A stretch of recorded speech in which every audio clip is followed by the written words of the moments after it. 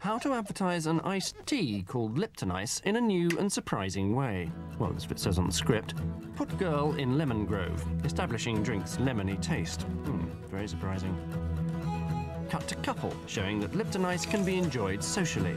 Remind those with memory loss that drink is called Liptonice. Cut to man on boat, proving that Liptonice refreshes sailors as well as couples on balconies. Surprise all with news that Liptonice is made with tea. Tea? Tea? Tea? Well, it surprised them anyway. New Liptonice. Made with tea, surprisingly. Do you use your mouthwash just to fight plaque? Or like this man, just to freshen breath? Well, Macleans Active Mouthguard starts to kill plaque bacteria immediately. So you get the best of both worlds. Because it also gives you great fresh breath. Macleans Active Mouthguard fights plaque and freshens breath all in one. I came home yesterday and the car, house and everything in it had slipped into the sea. Really? Whatever you pay for your combined car, home and contents insurance, Swinton promised to do it for less. No. But it could have done.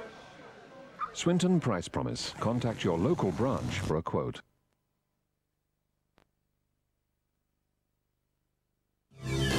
In just under 10 minutes, In Bed with Medina. More late-night satire with Bob Mills and music from Terry Hall. First, the news in London tonight.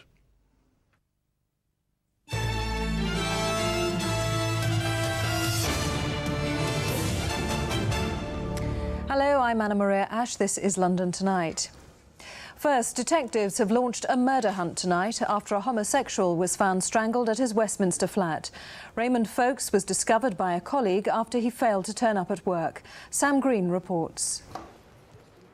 Tonight, police arrive at Raymond Folkes' flat to continue their investigations. The 30-year-old was strangled in the flat at Coburg Place in Victoria. There were signs that Mr. Folkes had struggled with his killer. The city worker died in the early hours of Thursday after he'd been to a birthday party in Islington. Tonight, grieving relatives consoled each other in Mr. Folkes' local, the Coach and Horses. He visited the pub often. Friends describe him as a quiet but sociable man. He was a really nice guy. I mean, you could chat to him and he wouldn't let it fly or anything. Mr. Folkes was openly homosexual. He was quite open about it. It was never, we all knew. We used to even chat about it. He wasn't ashamed of it. 6 weeks ago, gay stockbroker Barry Stubbings was murdered at his flat. At this stage, police are not linking the two attacks. In Victoria, this is Sam Green for London Tonight. Now, the two Englishmen found guilty of an IRA bombing campaign in London. Patrick Hayes and Jan Taylor were each jailed for 30 years. Among their targets, Harrods, Canary Wharf and a commuter train. Simon Harris reports from the Old Bailey. Two IRA terrorists caught in the act. Patrick Hayes plants a bomb in a litter bin outside Harrods. With him, Jan Taylor, a former British soldier. Shortly afterwards, it exploded, injuring 4 people. Today, the two arrived at the Old Bailey to hear a jury find them guilty.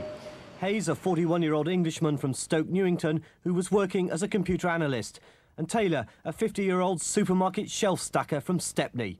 Both had been left-wing activists in the 70s. Their campaign started at Canary Wharf in November 1992, when Hayes left a huge lorry bomb. It failed to go off. 2 weeks later in Tottenham Court Road, he tried once more. Again, it didn't blow up. A car bomb at Woodside Park Underground Station did go off, and 6 days after the Harrods bomb, they targeted a train from London to Ramsgate. But once more, they'd been filmed by security cameras at Victoria Station. Police released the pictures, and within hours, they had their men. A major IRA campaign had been stopped in its tracks. Hayes and Taylor stood in the dock smiling as the judge told them, "You are both evil men whose business is terror, death and destruction." As they were jailed for 30 years, they shook hands and punched their fists in the air. At the Old Bailey, this is Simon Harris for London Tonight. An Old Bailey murder plot trial was halted when the court heard one of the defendants had been shot. Deith Bridges was hit 3 times in the attack in Ruislip, northwest London. He's one of 2 men accused of hiring a hit woman to kill businessman Graham Woodhatch. The trial resumes on Monday. A judge jailed the last of 7 football hooligans filmed fighting at a pub near Chelsea's ground today. And on the eve of the FA Cup final, the police are warning fans that wherever they are, they can be caught on camera. Phil Bales reports. Caught on film. Tottenham fan Trevor Tanner was jailed for 3 years for his part in a meticulously planned ambush of Chelsea fans.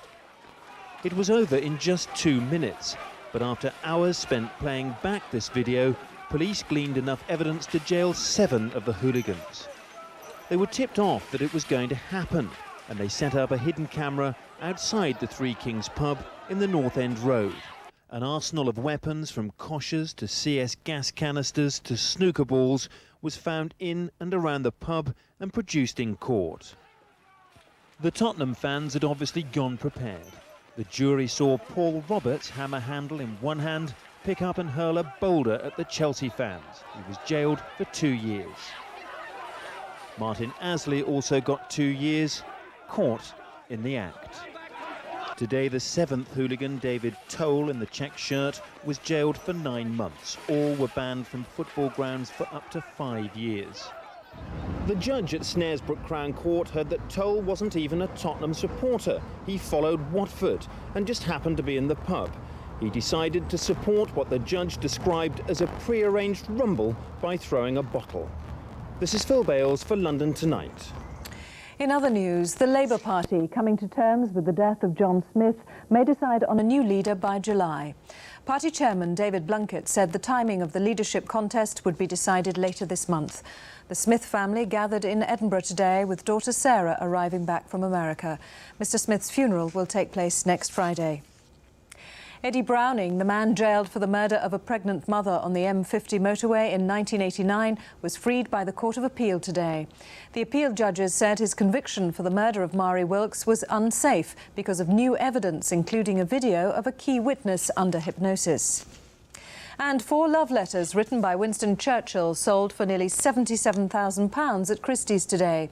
They were bought by an American collector of Churchill memorabilia. The letters were written to society beauty Muriel Wilson, who rejected Churchill's proposal of marriage. That's our news tonight. We'll leave you with the celebrations for the Royal Navy's newest recruit, the HMS Westminster, which was formally commissioned in the Pool of London today. Good night.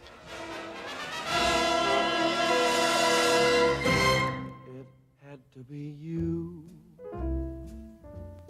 It had to be you. I wandered around.